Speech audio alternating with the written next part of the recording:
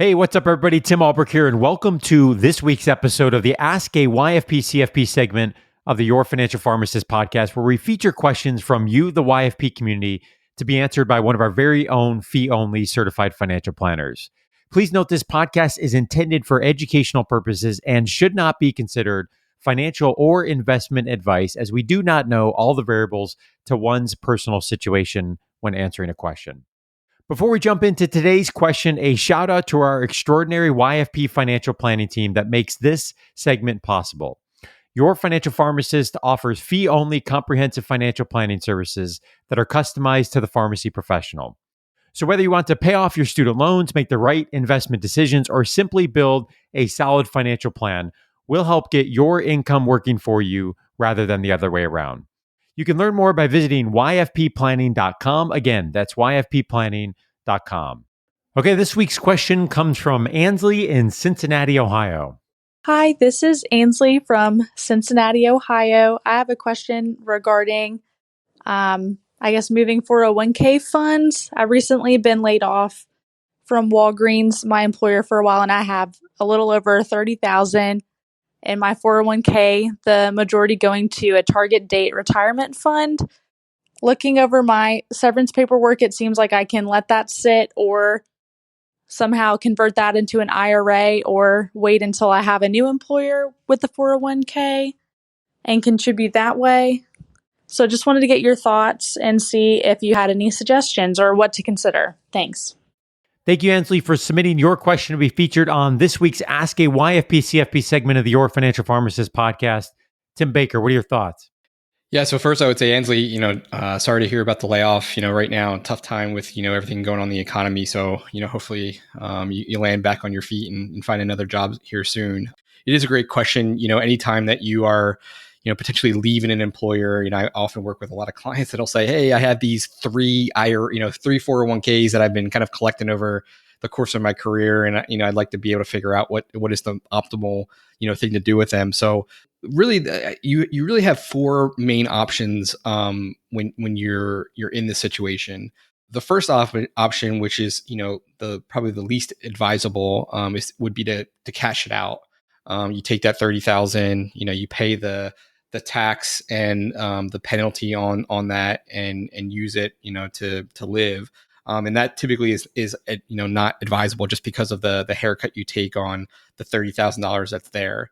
The second option is kind of what you alluded to, is where you roll that over to your new employer's 401k or 403b, depending on where you land. And that could be a viable options. I typically say that, that's typically not something that is often looked at, just because in the 401k, in the 403b world, there's often a lot of fees that are associated, administrative fees, record keeping fees that are invisible to you that add up over time.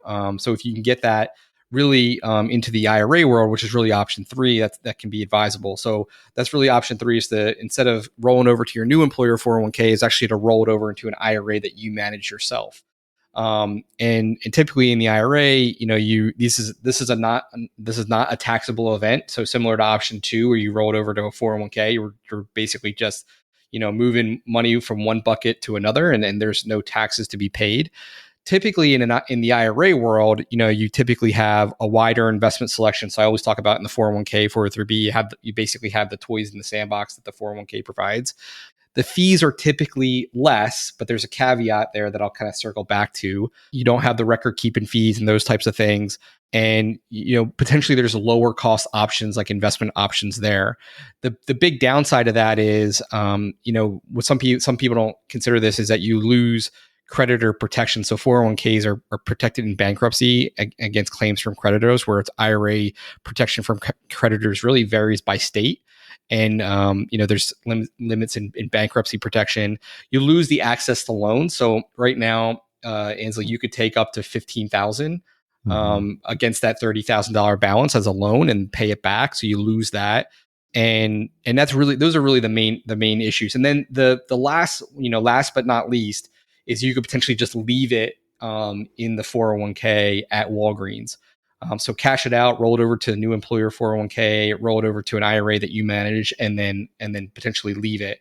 The problem with leaving it is sometimes when you're coded from an active participant, which you were, to an inactive participant, sometimes the fees actually can go up. And, they kind of incentivize people, to move those monies elsewhere. So I would say the caveat to this, if you talk to anybody in, the financial planning industry, they're going to jump right to number 3, roll it over to an IRA. And the reason that they say that is because typically the advice is sound, but there's a conflict of interest because most advisors are going to get paid based on the amount of money that they're managing for you or commissions that they can charge.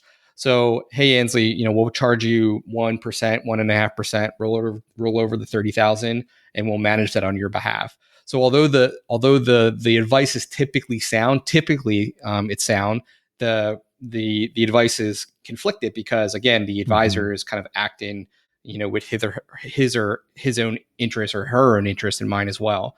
So, the other things that you potentially look at in the IRA world is especially given the circumstances you're in is this potentially a time to roll it over to a traditional a rollover IRA and then potentially look to convert some of that to a Roth just because of potentially a down income year. Again, this is where we don't want to look at anything in a vacuum. We want to make sure that we're looking at your overall tax situation and everything. So there's lots of different options, but I think I would say most of the time most people are gonna say go to option 3. But again, that's typically where you now have to pick the investments yourself and manage it yourself. And for some people, that's just not something that they're looking to do. So it just depends on your situation and what you're trying to achieve.